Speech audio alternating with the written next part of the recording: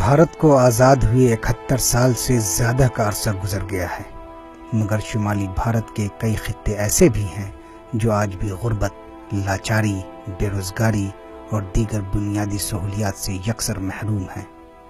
रोज़मर्रा पेश आने वाली ज़रूरियात के फक़दान का आलम यह है कि सड़क, बिजली, बैतुल खुला और पीने के लिए साफ़ पानी तक के लिए लोग जूझ रहे हैं।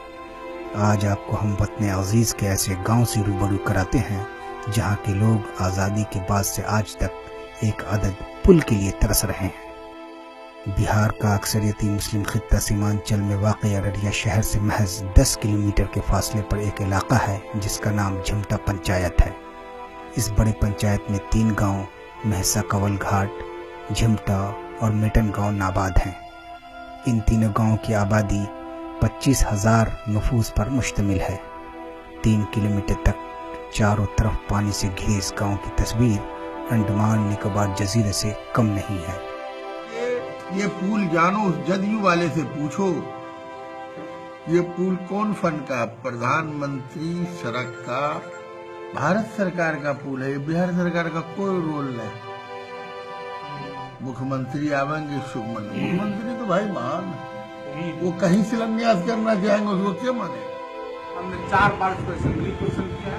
अब हम यहाँ तक पहुँचे हैं कि इस पर झमटा घाट पर ब्रिज, 2 ब्रिज का शिलान्यास जल्द से जल्द होने जा रहा है। नवंबर से दिसंबर के एंड तक हो जाना चाहिए। यहाँ के लोग तालीम, रोजगार, अस्पताल, अनाज गल्ला और मुख्तलिफ ज़रूरियात पूरी करने के लिए रोजाना नदी पार करके शहर में दाखिल होते हैं। एक ही नाव के सहारे लोग यहाँ से हेडक्वार्टर अररिया जिला हमारा है, वहाँ जाते हैं। यहाँ देख रहे हैं कि परेशानी कितनी है, ये किसी से छुपा हुआ नहीं है। अभी यहाँ लगभग 10 फीट 15 फीट से कम नीचे पानी नहीं है।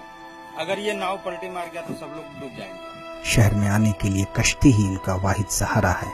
हुकूमत और मकामी नुमाइंदों की अदम तवज्जुही की वजह से इस गांव को आज़ादी के बाद से अब तक एक पुल मुयस्सर नहीं। आज भी यहाँ के लोग एक अदद पुल के लिए तरस रहे हैं। इस गांव की बदहाली का आलम जरा मुलाहिजा कीजिए कि यहाँ न अस्पताल है, न अक़लियती भवन, कच्चे मकान, कच्ची सड़क, बिजली बराए नाम और बैतुल खुला नदारद है। बच्चों की दीनी तालीम के लिए सिर्फ एक मदरसा, गोया डिजिटल इंडिया में कदीम ज़माने का नज़ारा। हर छोटी बड़ी ज़रूरियात को पूरा करने के लिए रोज़ाना हज़ारों की तादाद में लोगों की आमदोरफ्त का सहारा सिर्फ कश्ती है। कश्ती भी ऐसी जिसका कोई खेवनहार यानी नाखुदा नहीं। जिसके हाथ पतवार लग जाए वही इस नैया को पार लगाए। सरकारी या ट्रेड खवैया न होने की वजह से इस नदी में कई बड़े हादसे हो चुके हैं।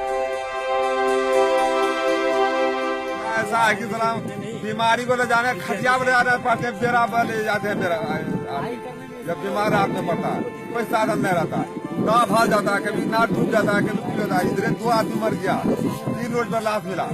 पटना से टीम आया तब मिला। 5 किलोमीटर बगल गांव बुटरवारी पड़ता है मेरा गांव, वहाँ से आती हैं और बाइक लगाते हैं यहाँ पे।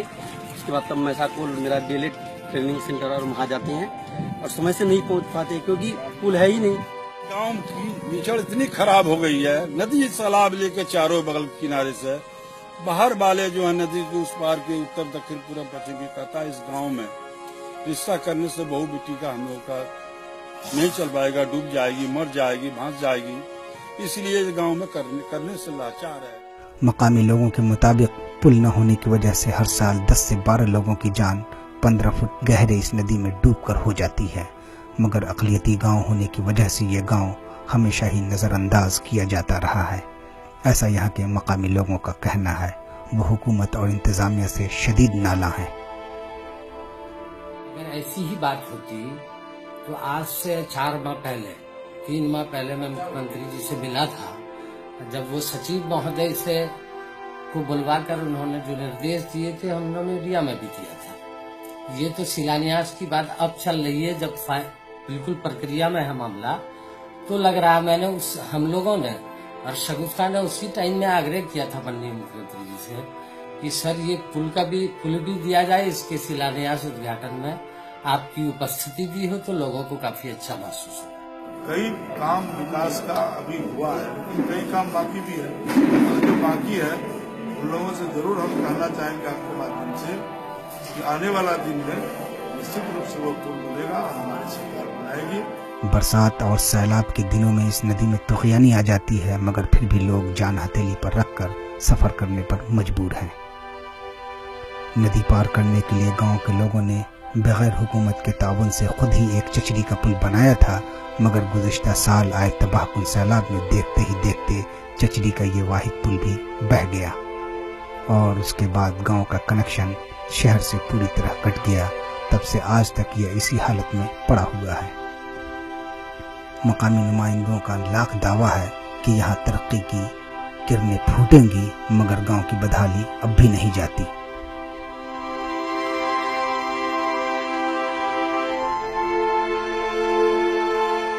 इस वक्त हम डिजिटल इंडिया के एक ऐसे गांव में हैं जहां के लोग आज़ादी के बाद से आज तक सिर्फ एक अदद पुल के लिए तरस रहे हैं। गांव से शहर जाने के लिए सिर्फ एक ही नाव का सहारा है।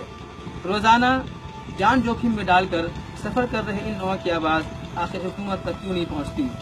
सियासतदानों की आपसी रस्साकशी के बीच ये गांव आखिर एक अदद पुल के लिए कब तक महरूम रहेगा?